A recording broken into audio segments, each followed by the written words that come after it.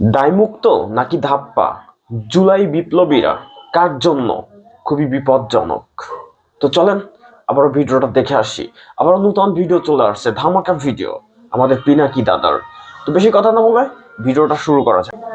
সারাদিনে এত ইস্যু হয় যে সবকিছু নিয়ে কথা বলা সম্ভব হয় না, কিন্তু এটা নিয়ে কথা কইতেই হবে। আজকের যে বিষয়টা আর কি, সেটা হচ্ছে জুলাই যোদ্ধাদের আইনি সুরক্ষা দিতে অধ্যাদেশ হইতেছে। একদিন পরে ঘুম ভাঙিছে সবার।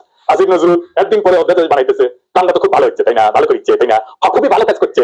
আসিফ নজরুল তো ভালো ছেলে, সন্ধ্যাবেলা হাত মুখ দিয়ে পড়তে বসে। হ্যাঁ, আসিফ নজরুল বাংলাদেশের মানুষদের দূর পাইছে, দূর পড়াইতেছে। তাই আঙ্গারে হাতের লেমন চুল ধরাইতেছে। আসিফ নজরুল আর প্রফেসর ইউনূসের সরকার আঙ্গারে কিভাবে ধাপ্পা দিচ্ছে সেটা না বুঝে দেখি।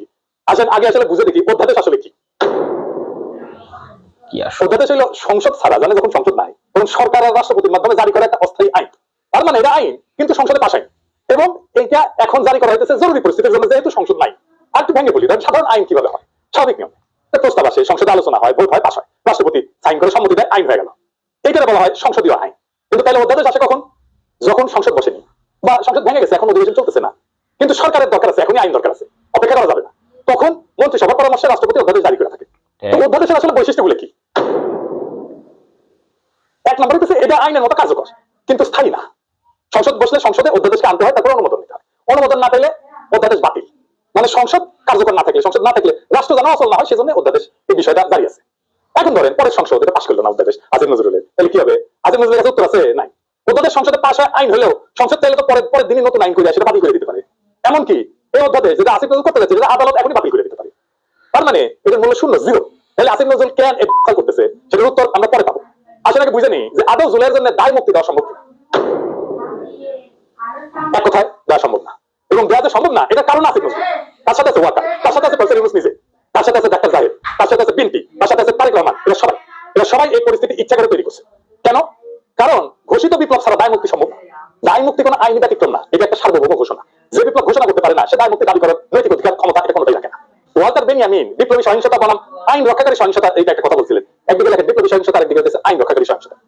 আইন তৈরি করে যে সহিংসতা আর আইন রক্ষা করে যে সহিংসতা, দুইটা এক না। উনি বলছেন ল প্রিজার্ভিং ভায়োলেন্স, যেটা পুরানো ব্যবস্থার ভিতরে থাকে, এবং ল মেকিং ভায়োলেন্স, যেটা নতুন ব্যবস্থার জন্ম দেয়। যে সহিংসতা নতুন আইন তৈরি করে না, সেটা কেবল অপরাধ। 1971 স্বাধীনতা যুদ্ধ ছিল নতুন আইন তৈরি করার লড়াই। 1971 স্বাধীনতা যুদ্ধে আমরা যেটা করছি সেটা ল মেকিং ভায়োলেন্স, সেজন্য এটা অপরাধ না। পুরানো বন্দোবস্ত রেখে সংগঠিত রাজনৈতিক সহিংসতা বৈধ হতে পারে না, কারণ তা আইন ভাঙে, কিন্তু নতুন আইন সৃষ্টি করে না। স্মিথ বলছেন সার্বভৌম সেই যে ব্যতিক্রম ঘোষণা করতে পারে।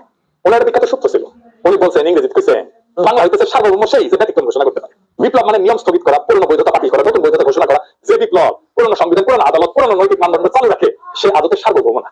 সার্বভৌম না হলে দায় মুক্তি দেওয়ার ক্ষমতা থাকে না, ওরা নিজেই ভবিষ্যৎ বিচারের অধীন হয়ে পড়ে। হার্লারেন বলছিলেন যে সহিংসতা একটা নতুন রাজনৈতিক সূচনা করতে পারে না, উনি বলছেন ফাউন্ডিং মোমেন্ট, এটা তৈরি করতে পারে না, সে সহিংসতা নিজেই নিজের বিরুদ্ধে সাক্ষ্য দেয়। সে কারণে নতুন রাষ্ট্র গঠন করা ছাড়া সহিংসতা বিপ্লব না, এটা অপরাধ। তিনজনের কথা বললাম। বেনিয়ামিন বলছেন নতুন আইন না বানাইলে সহিংসতা অপরাধ। স্মিথ বলছেন ব্যতিক্রম ঘোষণা না করলে সার্বভৌম আসে। আর হার্লারেন বলছেন নতুন শুরু ছাড়া সহিংসতা ক্ষমতা না, শুধুমাত্র ঘোষিত চূড়ান্ত এবং নতুন শুরুর বিপ্লবী দায় মুক্তি তৈরি করে। পুরনো বন্দোবস্ত রেখা চালানো সহিংসতা আইনগত হবে না, তাত্ত্বিকভাবে অবৈধ। আমরা জুলাই বিপ্লবের পরে নতুন আইন বানাইছি, নতুন সংবিধান বানাইছি, বানাই নাই। ডাক্তার জাহিদ তো জান লড়াই দিল জুলাইকে অভ্যুত্থান বলে প্রতিষ্ঠা করার জন্য। বিপ্লব না, ছোটখাটো মানুষ পুতু পুতু করে কথা কয় আর আমরা হইতেছে উগ্র, কিন্তু এটা ডাক্তার জাহিদের হইতেছে শিক্ষা বুদ্ধি। সামনে এমন মাইক দেবে টেরি পাইবেন না, একদম খাইয়া ফেলবে আর কি। জাহিদ খান জুলাইকে অভ্যুত্থান বলে প্রতিষ্ঠা করার জন্য দেওয়ানা ছিল। অভ্যুত্থান যেটা সেটা ক্ষমতা দখল করে, কিন্তু নতুন আইন, নতুন বৈধতা, নতুন সার্বভৌমত্ব তৈরি করে না। পুরনো সংবিধান, পুরনো আদালত, পুরনো রাষ্ট্র কাঠামো চালু রাখে। তাই সহিংসতা যেটা সেটা আইন ভাঙা হয়, আইনের নির্মাতা না। আমরা যেটা জুলাই করছি সেটা আমরা আইন ভাঙছি আইন নির্মাণ করার জন্য। কিন্তু আমাদের নতুন আইন নির্মাণ করতে দেয়নি জাহিদ, আসিফ নজরুল, এই প্রফেসর ইউনূস। সেই কারণে এটা ল ব্রেকিং ভায়োলেন্স হয়ে গেছে, ল মেকিং ভায়োলেন্স হয়। অভ্যুত্থানের সময় যে সহিংসতা হয় সেটা পরে অপরাধ হিসেবে বিচারযোগ্য থাকে। যে কারণে ডাক্তার জাহিদরা 24 বর্ষা বিপ্লবকে বিপ্লব না বলে অভ্যুত্থান বলে প্রতিষ্ঠা করার জন্য দেওয়ানা হয়েছিল, যেন জুলাই বিপ্লবীদের পরে জবাই করা যায়।